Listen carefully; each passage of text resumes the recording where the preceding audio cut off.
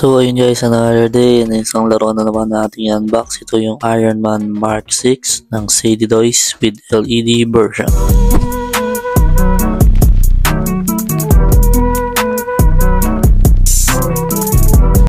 So pag open mo ng box, ayan, may kasama dyan na parang photo ni Mark 6. Ayan, sa likod niya nandun yung magnet. So ito yung pinakalaruan.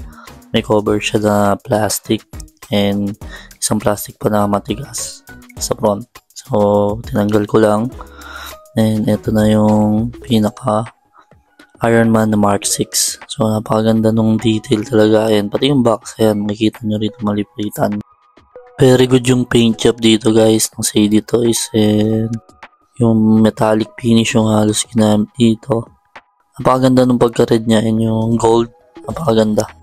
Konting background lang, yung Mark 6 na to, ginamit to ni Tony Stark doon sa The Avengers.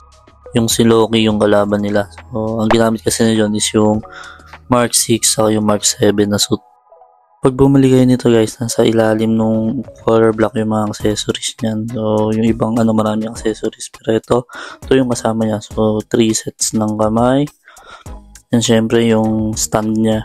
Ayan yung parang support na may clip.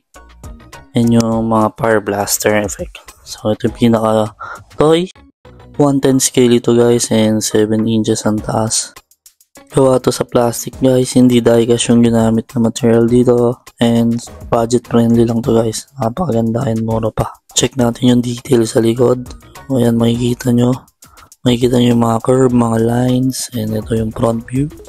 Yung arc reactor niya, ang ganda rin ng detail, and yan sa katawan, yung mga lines, kita nyo rin dyan guys. Napakaganda ng forma nito.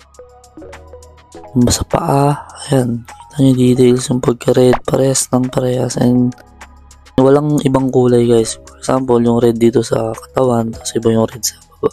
Pakita ko yung detail nung laro na to sa mga close-up shot natin. So, panoorin nyo guys.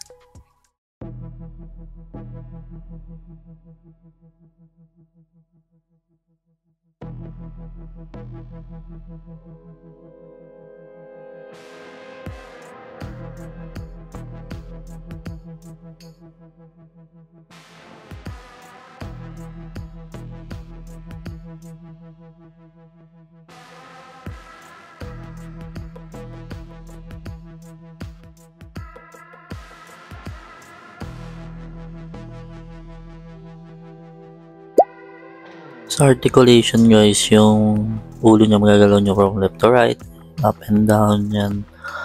Magagalaw nyo siya ng up, ganyan, makikita nyo naman. Then itong plate na to, matataas nyo yan. Kasi dun sa kabila, matataas nyo yan. Yan. Then itong mga kamay ball joint, yung connection, and maganda rin yung articulation niya. So para sa akin, 8 out of 10 siguro.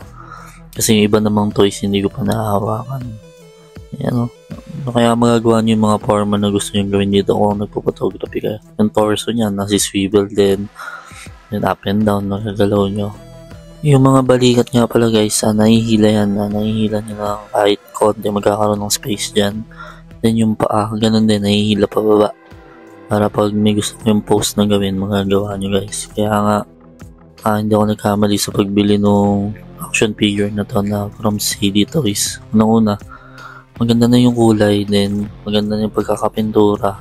Goods na goods ito para sa price point na hinahanap ko, and bibili pa ako ng maraming ganito from Sadie Toys. Yung Iron Man lang naman yung bibiling ko, dahil ito yung gusto kong collectin. So kung nagtatanong kayo kung saan mabibili, maglalagay ako ng mga link sa description, sa comment section, and baka yung Mark 7 naman ang sunod kong kunin guys. With LED nga pala laruan na to, so ayan yung button niya. Pinindot nyo yan, iilaw na yan guys. So rechargeable to. I-charge nyo lang dun sa likod. USB cable lang yan, cellphone charger is pwede na pang charge dito sa laro na to. Ayan, napakaganda talaga guys. So bala kong kumpletuhin lahat. So ngayon dito muna tayo mag-start sa Mark 6. And eto siya, ang malapitan. Pakita ko naman sa inyo guys, isa-isa yung mga nandito sa loob ng accessories. So ganyan yung cover niya, may plastic, and tatanggalin nyo lang yung parang tape dun sa ilalim para maiangat nyo yan. So tingnan natin isa-isa. from kamay and then dito sa base plate. So ito yung unang kamay. So yung repulsor niya, kita dito. Yung dalawang kulay light blue yan na nandyan sa kamay. Then isasaksak nyo lang dun sa ball joint ng mga braso ni Iron Man. Tatanggalin nyo lang yun and hihilahin nyo lang. Then madali na may kabit yun. Then ito yung isa. Yung merong saksakan naman nung parang fire effect niya na makikita nyo rin mamaya. Pakita ko sa inyo sa dulo. Then ito isa pang ganon na kita yung repulsor with blue na wala lang shield plate. Then, ito yung fire effect. Dalawa lang yung kasama. Yung iba kasi minsan 4. So, ngayon dito, dalawa lang yung kasama. Pwede yan sa paa, pwede rin dun sa kamay. Kung ano yung trip nyong gawin. So, ito na yung base plate. So, maganda rin kasama base plate. Hindi yung clear lang. So, Iron Man 10th year anniversary ito nakalagay dyan. And ito yung clip. And yung stand niya. So, napakaganda talaga nito. And itatry ko nga itayo. At kung anong forma magagawa ko. Yung basic na forma lang muna ang gagawin natin para sa video na to. So, i-clip nyo lang siya. Ayan. And itatayo nyo lang. So, tatayo rin naman yan kahit walang stand. Pero mas maganda yung may stand. So, ayun lang guys. And check nyo yung napakagandang laro na to.